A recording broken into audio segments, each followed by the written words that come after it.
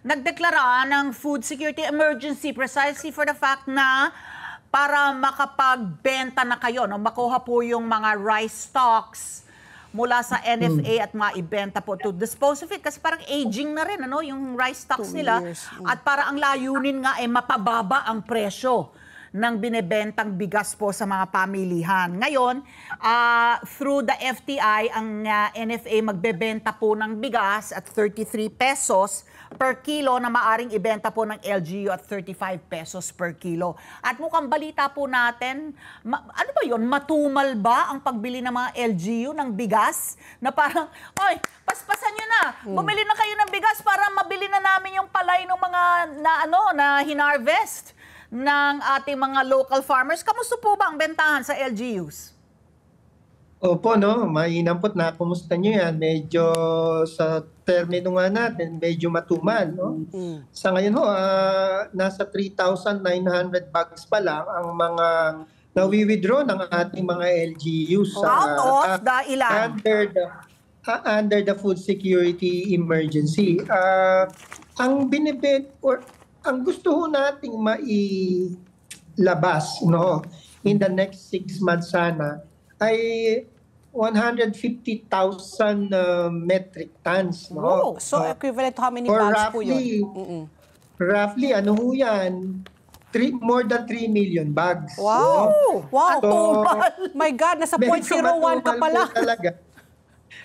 Opo, marami pong mga siguro real challenges na kinokonfronta ng ating mga LGUs like funding, documentation, but marami po ngayon naman ang under negotiation and tingin ko in the next few days or weeks, bigla pong bibilis ito. Oh, pero Sir Larry, so 3,900 bags out of 3 million bags. So parang you're looking at roughly 0.01 lang, no? Talagang, kumbaga, kung kayo ay tindero, talaga dapat magsara na kayo ng tindahan dahil lugi. But nevertheless, kidding aside, my next question is, ano yung kalidad ng bigas po na dinidispose ninyo? May mga kwento po na 2 years na po yan nasa bodega. In fact, the first one that was released, may bukbuk pong nakita. Ano po yung kalidad po ng bigas po nasa storage ng NFA?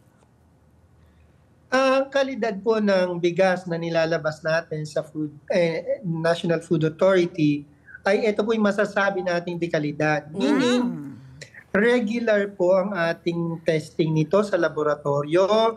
Pati po may panelist tayo na tumitingin po dyan. Bago po i-release yan ay talaga pong sigurado tayo na maganda ang kalidad. Yun naman po mga napa-issue na luma na, matagal na, ano po yun? Isolated. May mga branches kulang na gano'n. In particular, yung nasa Mindoro po, of which ginagawa na po ng paraan niya na magiling na agad. Palay po yung ibig nilang sabihin doon na medyo matagal na. No? Pagdating sa bigas, wala po tayong gano'n na masyadong matagal ng bigas. In fact, itong sa food security emergency, mga bagong giling po itong binibigay po natin sa ating mga local government units. So far, sa mga na-release natin, sa mga LGUs ng San Juan, Navotas, Camarines Sur, wala po tayong natanggap kahit na single reklamo po in terms of quality. Yun naman sa bukbok na na-report sa may Cubao, yun po ay hindi galing sa NFA. Yun po ay galing sa stocks ni FTI na binili po sa private sector. Dito po binili sa local na merkado na binebenta po nila as rice for all. So, yun po ay galing sa FTI. Pero even that, subject na po yun sa i-recall ni FTI. Hindi nga lang din nila maintindihan bakit na-display pa o na-ibenta pa. No?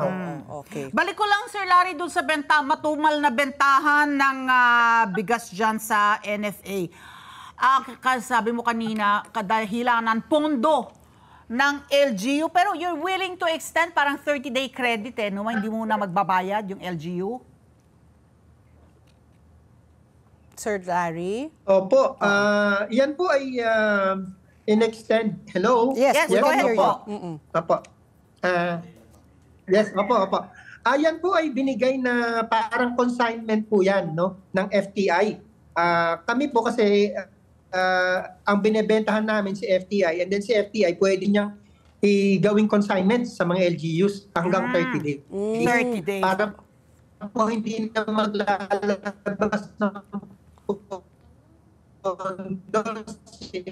Sir Larry, sandali lang po. Ayusin lang natin yung medyo choppy tayo. Tama po yan, opo. Oo. Sir Larry, my next question is, since matumal, worst case scenario, kung hindi po ma-dispose itong 3 million bags na inaasahan ninyo, how are you going to free up the bodegas na kailangan ninyo, no, para po yung bagong ani na mga palay, doon nyo po iso-store? Saan nyo po ilalagay? Sino ang magiging biktima dito? Yung bigas o yung palay? Kasi saan po nyo ilalagay po? Sir Larry? Okay, maganda pong tanong yan, no? Okay, okay po ba yung linya? Yes, okay. Yeah. Okay. Ang ginagawa po natin ngayon ay pinapagiling natin lahat ng palay. Kasi po pag giniling yung palay, may mapi-free up na at least mga 35% of our spaces. That's one, no? Pangalawa po, marami po tayong kausap na farmers co-op and associations na nagpapahiram po ng kanilang mga bodega para lang makapagpatuloy tayong bumili ng palay. Pangalawa pa ay yung mga LGUs na mayroong mga bodega, nagpapahiram din po sila.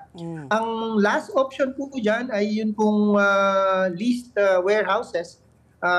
May kasalukuyan kaming mga kausap na mga private warehouses na pwede po namin rentahan for the di ba gastos na naman po yun? Karagdagang gastos, Sir Larry. Yun nga po sayang nga po sana kung marirelease lang yung rice namin, hindi na po kailangan sanang gumastos. So, let's get together, Sunnet 25, Sunnet 25.